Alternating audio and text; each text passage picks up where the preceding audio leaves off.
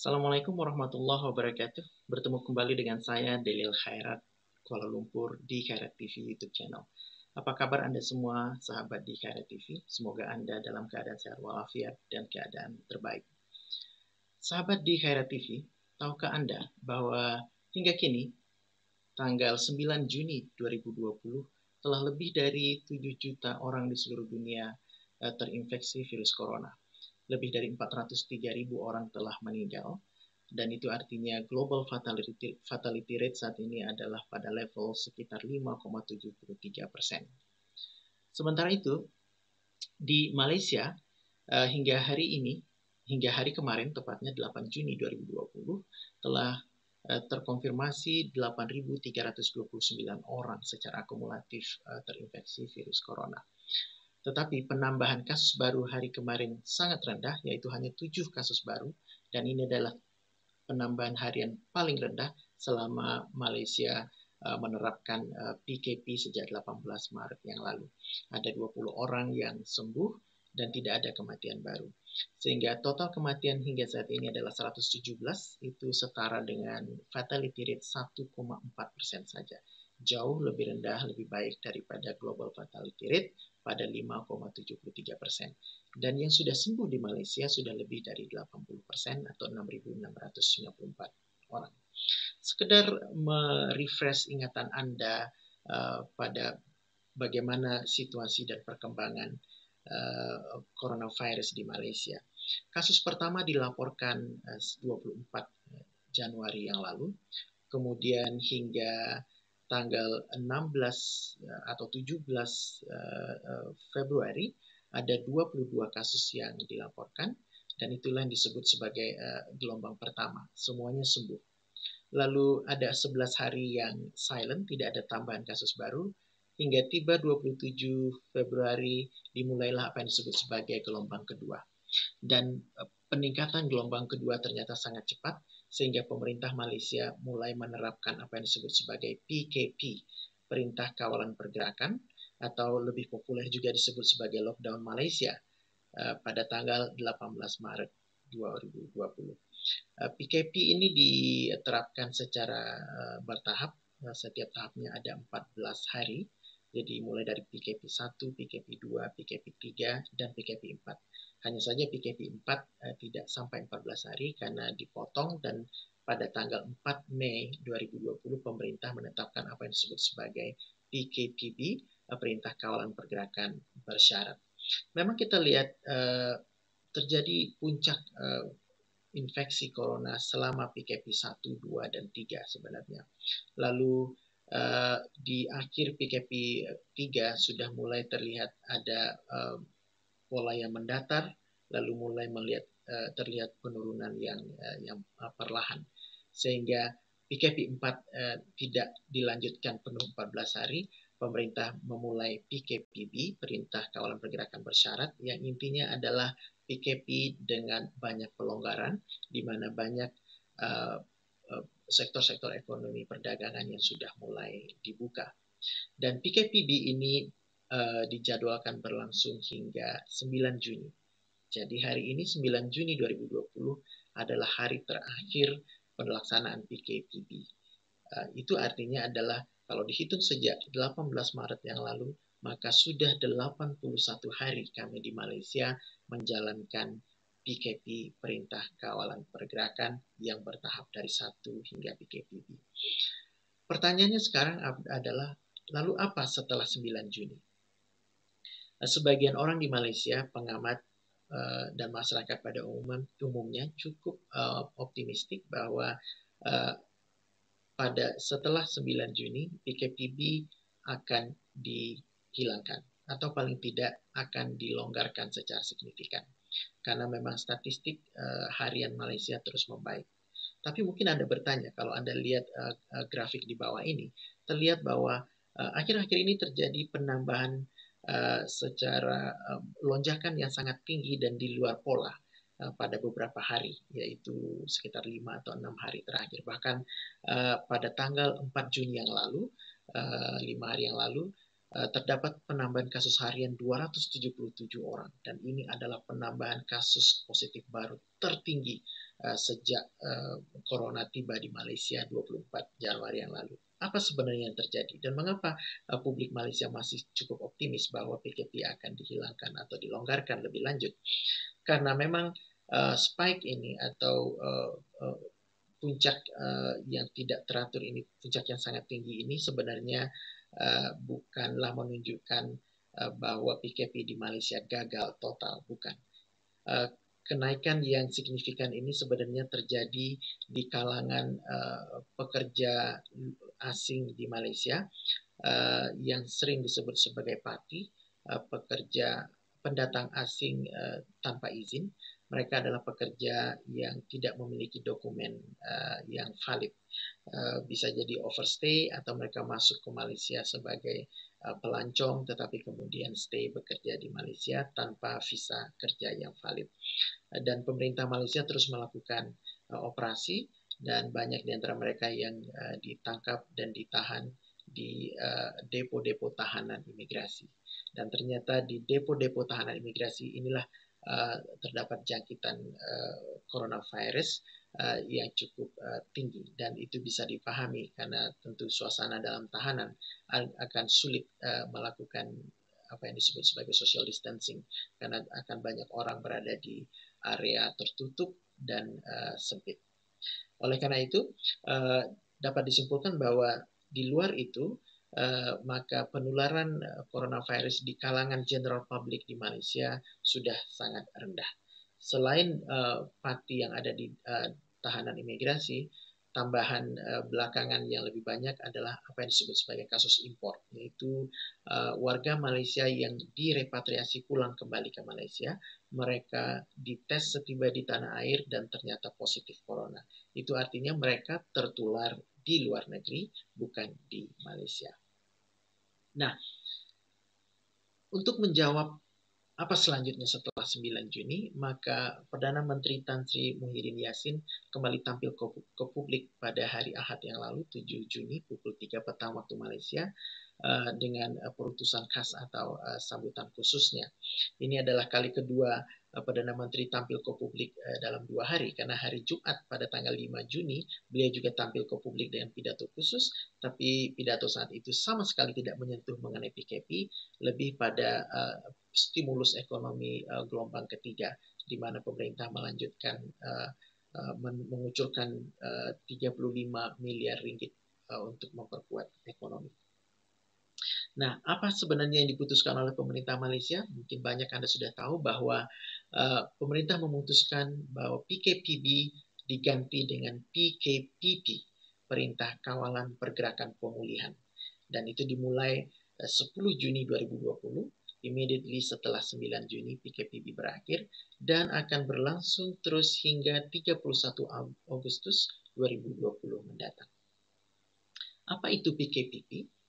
Dalam pidatonya, Perdana Menteri Tan Sri Muhyiddin Yassin menyebutkan bahwa ada 7 strategi utama yang akan dijalankan oleh pemerintah dalam masa PKPP hingga 31 Agustus ini. Yaitu yang pertama, penguatan kesehatan awam. Yang kedua, perundangan dan penguatkuasaan, jadi law enforcement. Yang ketiga adalah pengukuhan kawalan sempadan atau pengukuhan penjagaan perbatasan. Pembukaan sepenuhnya sektor ekonomi, jadi pembukaan sepenuhnya sektor ekonomi, kemudian pembudayaan kebiasaan baru, pemerkasaan tanggung jawab community atau penguatan tanggung jawab komunitas, dan perlindungan terhadap golongan berisiko. Jadi mungkin Anda masih bertanya, apa sebenarnya maksudnya ini? Apakah pelonggaran atau pengetatan? Mungkin sebagian dari Anda masih bertanya-tanya, apakah ini berarti pengetatan lebih lanjut? Mari kita lihat fakta-fakta berikutnya. Jadi sesungguhnya PKPP ini pada dasarnya adalah pelonggaran lebih lanjut dari PKPB.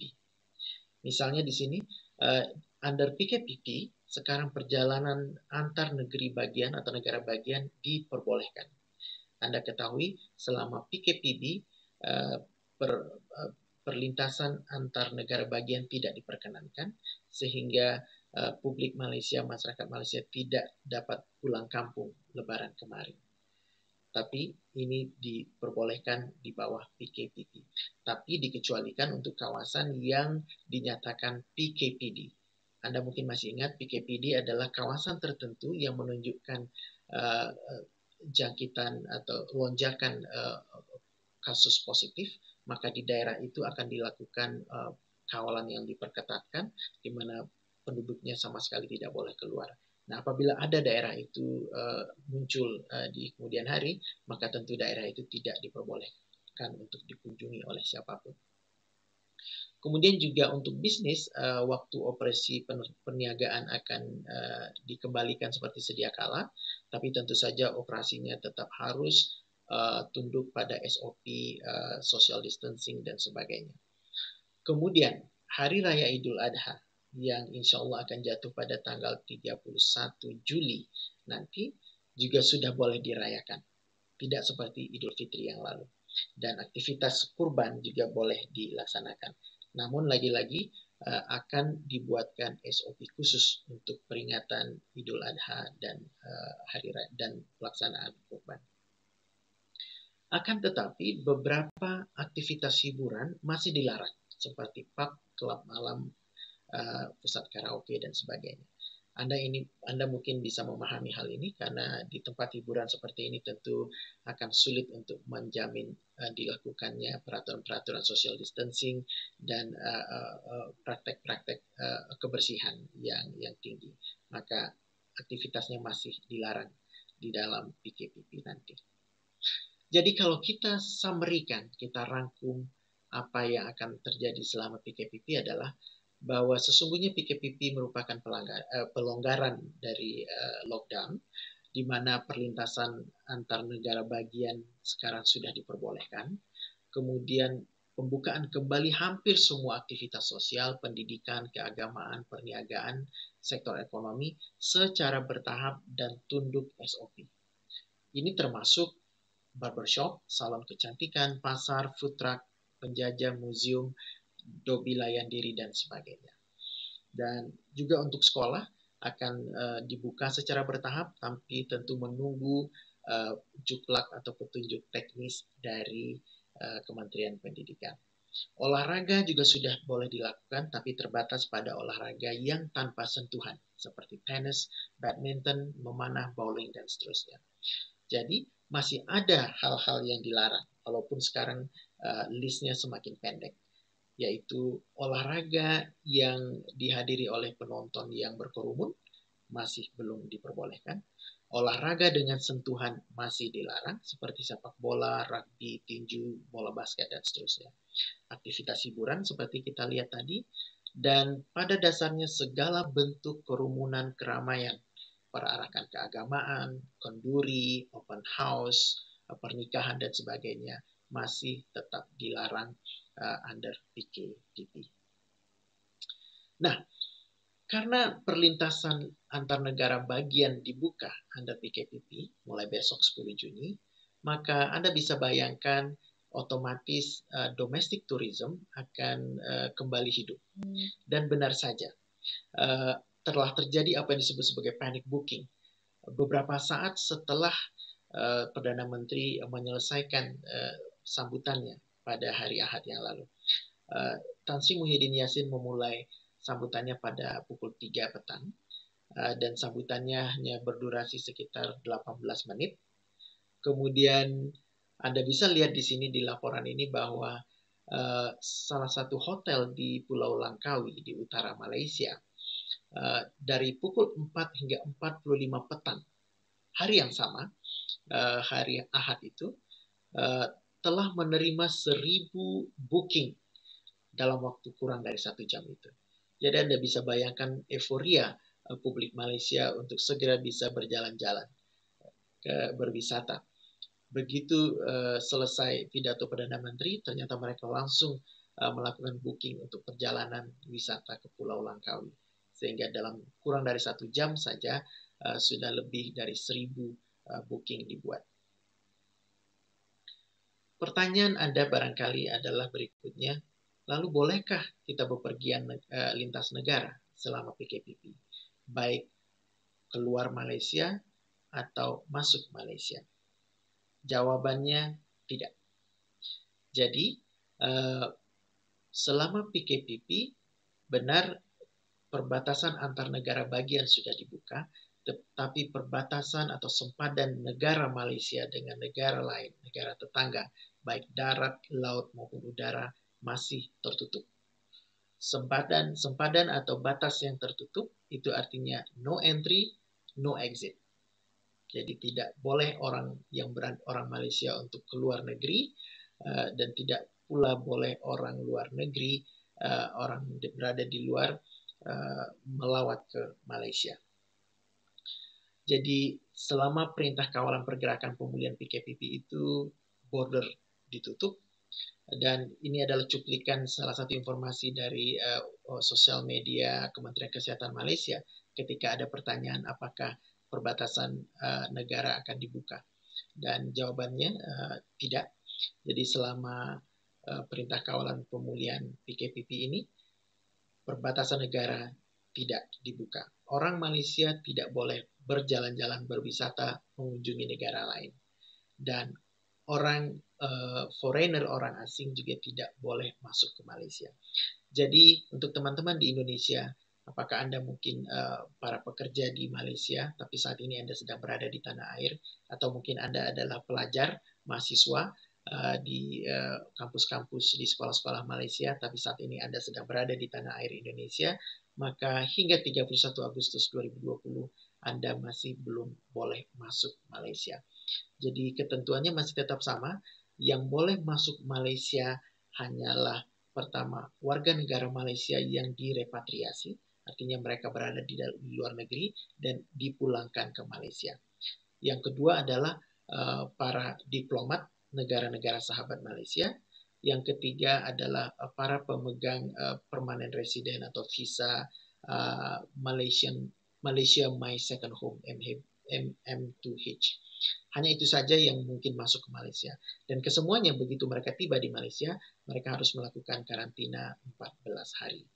Sementara itu, mereka yang orang Malaysia pun tidak boleh keluar dari Malaysia mengunjungi negara lain. Tetapi, foreigner atau orang asing yang berada di Malaysia boleh keluar Malaysia untuk tujuan apapun sebenarnya, pulang kampung atau pulang untuk selamanya for good. Tetapi yang mereka belum tentu boleh masuk kembali, terutama sebelum 31 Agustus. Lalu, kapankah akan dibuka border ini oleh pemerintah Malaysia? Seperti dijawab oleh Direktur Jenderal Kementerian Kesehatan, mereka belum bisa memberi kepastian.